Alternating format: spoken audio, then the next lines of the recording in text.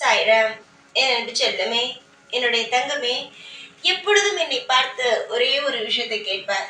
நானும் என்னென்னவோ செய்கிறேன். ஆனால் என்னுடைய வேண்டுதலும் என்னுடைய ஆசைகளும் ஒன்று கூட நடக்கவே இல்லையே சாயி. நான் அப்படி என்ன பாவம் செய்து வந்து பிறந்தேன்? என்னுடைய ஆசைகள் மட்டும் நடப்பதே கிடையாது. எல்லோரும் சொல்கிறார்கள், சாய் எனக்கு இவ்வளவு லீலை செய்தார், அவ்வளவு லீலை செய்தார், எனக்கு மற்ற தெய்வங்கள் என்னென்னமோ செய்தது எல்லாம் சொல்கிறார்கள். ஆனால் எனக்கு யாருமே ஒரு விஷயத்தில் கூட உதவி செய்யவே இல்லையே சாயி. நான் என்ன அவ்வளவு பாவம் செய்து வந்தேன் பிறந்தேன் என்று என்னிடம் கேட்கிறாய். தங்கமே, என்னிடம் நீ கேள்வி கேட்பதற்கு முன்பு நீ என்ன செய்தாய், என்ன செய்யாமல் இருக்கிறாய் என்பதை நீ முதலில் யோசித்து பார்த்தாயா? இங்கு எல்லோருக்குமே அவசரமானது மிக மிக அதிகமாகவே இருக்கிறது. முதலில் ஒன்று தெரிந்து கொள்ளுங்கள். உங்களுடைய வாழ்க்கையில் நீங்கள் என்ன தவறு செய்தீர்கள் என்பதை முதலில் தெரிந்து கொள்ளுங்கள். அதையெல்லாம் விட்டுவிட்டு எப்பொழுதும் ஏதோ ஒரு விஷயத்தை பற்றி யோசித்து யோசித்து குழம்பி தவிக்கிறீர்களே, இது நியாயம்தானா? தங்கமே, முதலில் நீங்கள் என்ன செய்யவில்லை தெய்வத்திற்கு என்பதை முதலில் பாருங்கள். உங்களுடைய வாழ்க்கையில் எந்த ஒரு நல்ல காரியமுமே நடக்காமல் இருப்பதற்கு காரணமே முதலில் நீங்கள் தான். எப்படி தெரியுமா? ஒவ்வொரு தெய்வத்திடமும் ஏதாவது ஒரு பிரச்சனை வரும் பொழுது அந்த தெய்வத்திடம் போய், நான் உனக்கு இதை செய்கிறேன், நீ எனக்கு இந்த ஒரு விஷயத்தை செய்ததா என்று வாக்கு கொடுத்து விடுகிறீர்கள். அந்த வாக்கை நீங்கள் செய்தீர்களா? எதற்காக செய்யாமல் இருக்கிறீர்கள்? இன்னும் முதலில் ஒன்று தெரிந்து கொள்ளுங்கள். நீங்கள் ஒரு தெய்வத்திடம் இதை நீ செய்துதா, இதை நான் செய்து தருகிறேன் என்று சொல்வதே முதலில் தவறு. ஏன் தெரியுமா? ஒரு தாய், ஒரு தகப்பன் தான் கடவுள்.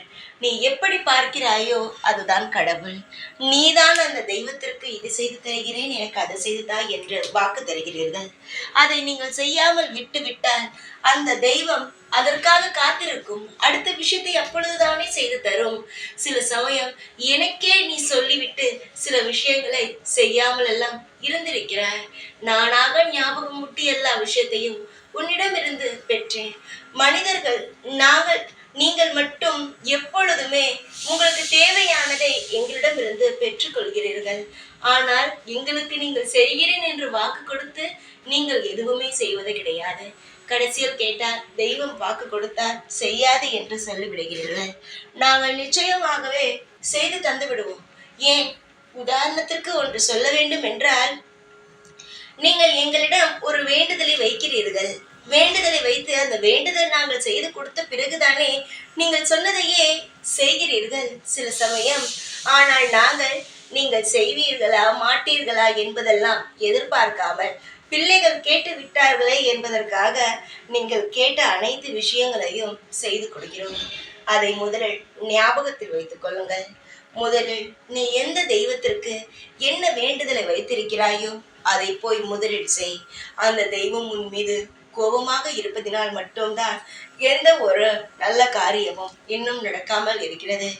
எந்த தெய்வத்திற்கு போய் நீ என்ன விஷயத்தை செய்கிறேன் என்று வாக்கு கொடுத்தாயோ அதை போய் முதலில் கடமையை போய் செய். அதையெல்லாம் விட்டு விட்டு ஏன் நல்லது நடக்கவில்லை, ஏன் நல்லது நடக்கவில்லை என்று ஒரு பொழுதும் புலம்பி தவிக்காதே. உன்னுடைய நல்லதுக்காக, உன்னுடைய அவசரத்திற்காக ஏதேதோ வேண்டுகிறாய்.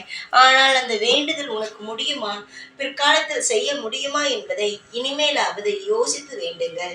ஒரு வேண்டுதலை வைப்பதற்கு முன்பு அந்த வேண்டுதல் செய்யும் அளவுக்கு நம்மிடம் பணம் இருக்கிறதா என்பதா இல்லையா என்பதை பாருங்கள்.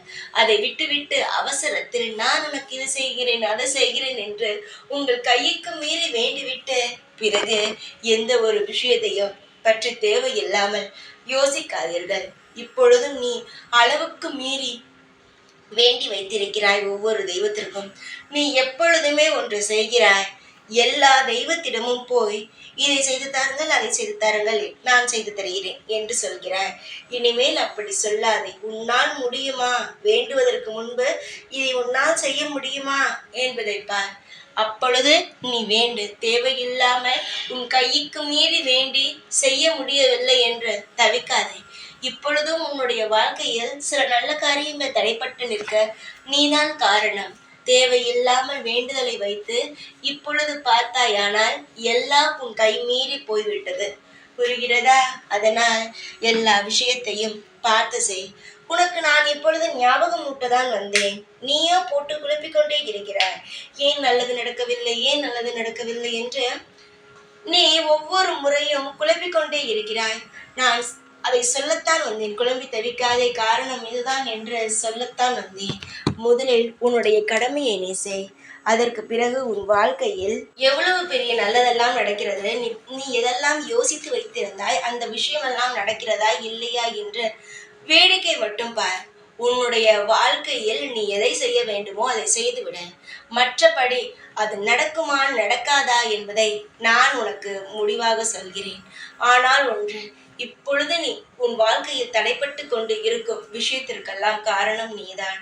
சில தெய்வங்களுக்கு வேண்டிய பிறகு அதையெல்லாம் செய்யாமல் விட்டு அந்த தெய்வங்கள் அனைத்தும் உன்னுடைய நல்ல காரியங்களை தடைப்பட்டு வைத்திருக்கிறது. தயவு செய்து உன்னுடைய வாழ்க்கையில் நல்லது நடக்க வேண்டும், முன்னேற்றம் வேண்டும் என்று நீ நினைத்தால் தயவு செய்து உன்னுடைய தேவைக்கு மீறிய எல்லா விஷயத்தையும் செய்வதை கொஞ்சம் குறைத்து விட்டு தெய்வத்திற்கு செய்த பிறகு உன்னுடைய எல்லா விஷயத்தையும் தானாகவே உனக்கு நடக்க ஆரம்பித்துவிடும்.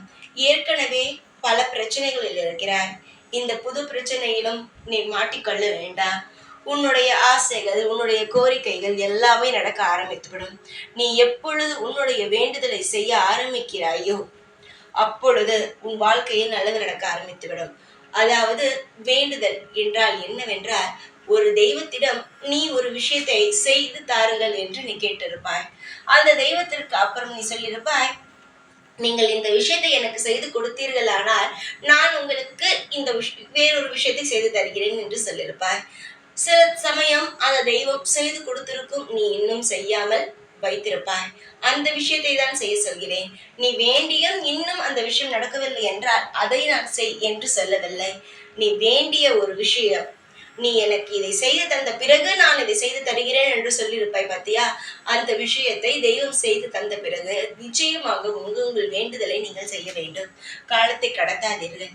எந்த அளவுக்கு நீங்கள் உங்களுடைய வேண்டுதல்களை சீக்கிரமாக செய்ய பார்க்கிறீர்களோ அந்த அளவு உங்கள் வாழ்க்கையில் முன்னேற்றங்கள் இருக்கும். தடைப்பட்டு இருக்கும் காரியங்கள் உங்கள் வாழ்க்கையில் தடையே இல்லாமல் மிகப்பெரிய ஒரு அளவுக்கு உங்களை கொண்டு வரும் சந்தோஷத்தில். இது நீங்கள் மறந்து போன விஷயத்தை ஞாபகமூட்டவும், நீங்கள் மனதுக்குள் போட்டு குழப்பிக்கொண்டே இருக்கும் விஷயத்தை இதுதான் காரணம் என்று சொல்லவும் தான் நான் வந்தேன். தங்கமே, எல்லா விஷயத்தையும் செய்ய ஆரம்பித்துவிடு. உன் வாழ்க்கையில் அதற்கு மேல் எந்த ஒரு தடையும் எந்த ஒரு கவலையும் இருக்காது. அதை நான் பார்த்துக் கொள்கிறேன். இனியாவது எல்லா விஷயத்திலையும் பார்த்து நிதானமாக முடிவெடு. எல்லாவற்றுக்கும் நான் இருக்கிறேன் உனக்கு துணையாக. சந்தோஷமாக இரு. எப்பொழுதும் உன் கூடவே இருப்பேன். இந்த சாய்நாத். ஓம் சாய்ராம்.